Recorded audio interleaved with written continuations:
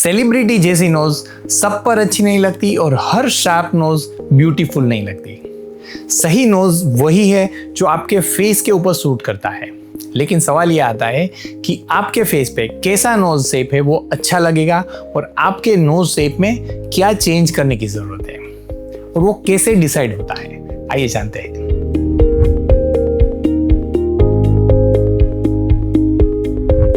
दोस्तों, जब भी मेरे पास लोग नोज शेपिंग के लिए आते हैं तब ऐसे बहुत पेशेंट आते हैं जो कहते हैं कि सर मुझे एकदम पतली नोज चाहिए, एकदम छोटी नोज चाहिए। या कई बार वो ऐसे सेलिब्रिटी पिक्चर्स लेके मुझे दिखाते हैं कि सर मुझे ऐसा नोज शेप चाहिए, या तो कोई इंस्टा रील्स पे देखा है ऐसा ट्रेंडी नोज शेप देखा है तो मुझे ऐसा नोज चाहिए।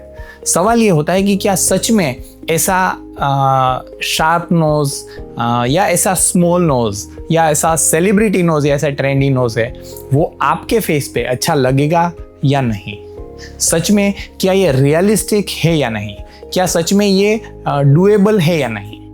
Honestly speaking, as a cosmetic plastic surgeon, as an rhinoplasty nose shaping expert, मैं आपको बताना चाहता हूँ कि राइनोप्लास्टी है ये एक बैलेंसिंग एक्ट है। हर एक पर्सन का फेस डिफरेंट होता है और उस फेस को जब एनालाइज करते हैं तब हमें पता चलता है कि आपके अपर फेस हो, मिड फेस हो, लोअर फेस हो, उसमें डिफरेंट फेशियल फीचर्स के साइज शेप डिफरेंट होते हैं, उसके प्रोपोर्शन सिमेट्री डिफरेंट होते हैं। तो हर एक फेस पे जो नोज अच्छा लगता है वो भी यूनिक होता है और वो भी डिफरेंट होता है। इसलिए एक्सपर्ट कॉस्मेटिक प्लास्टिक सर्जन है वो आपके फेस को अच्छी तरह से एनालाइज करते हैं और फिर डिसाइड करते हैं कि उसमें कैसा नोज शेप है वो अच्छा होगा। और एडिशनली आपके हर एक बॉडी टिश्यू, आपके बोन्स है, आपके कार्टिलेज है, स्किन है, उनकी कैरेक्टरिस्टिक डिफरेंट होती है। हर एक पर्सन की हीलिंग टेंडेंसीज डिफरेंट होती है। तो इन सारे वेरिएबल्स को, इन सारे फैक्टर्स को कंसीडर करके हमें डिसाइड करना होता है कि आपके फेस पे कैसा नोज शेप अच्छा लगेगा और एस्थेटिकली उसे डिसाइड करने के बाद साइंटिफिकली उसे क्रिएट किया जाता है। वैसे तो कंसल्टेशन ये कोई भी कॉस्मेटिक प्लास्टिक सर्जरी का बहुत ही इंपॉर्टेंट हिस्सा है, लेकिन पर्टिकुलरली जब हम राइनोप्लास्टी की नोज शेपिंग की बात करते हैं तो उसमें कंसल्टेशन ये बहुत ही इंपॉर्टेंट पार्ट है।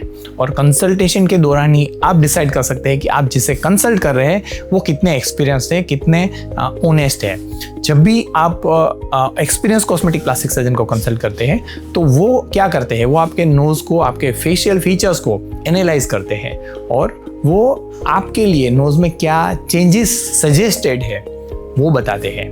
और साथ में वो आपकी डिज़ायर क्या है नोज शेपिंग के बारे में वो भी आपको पूछते हैं। और इसके बाद वो जेन्युइनली गाइड करते हैं कि रियलिस्टिकली आपके केस में कैसा नोज शेप क्रिएट किया जा सकता है।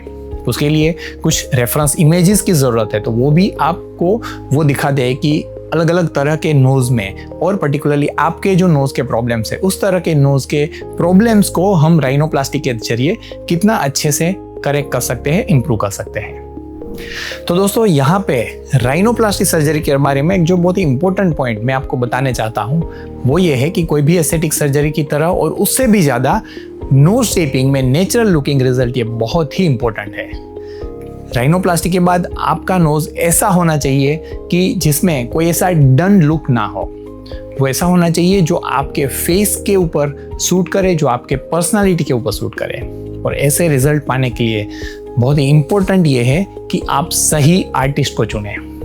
दोस्तों, अगर वीडियो अच्छा लगा है तो अपने फ्रेंड्स के साथ भी ज़रूर शेयर कीजिए और नेक्स्ट वीक अगेन मिलते हैं ऐसे ही कोई इंटरेस्टिंग वीडियो के साथ। Till then take care, bye bye, जय हिंद।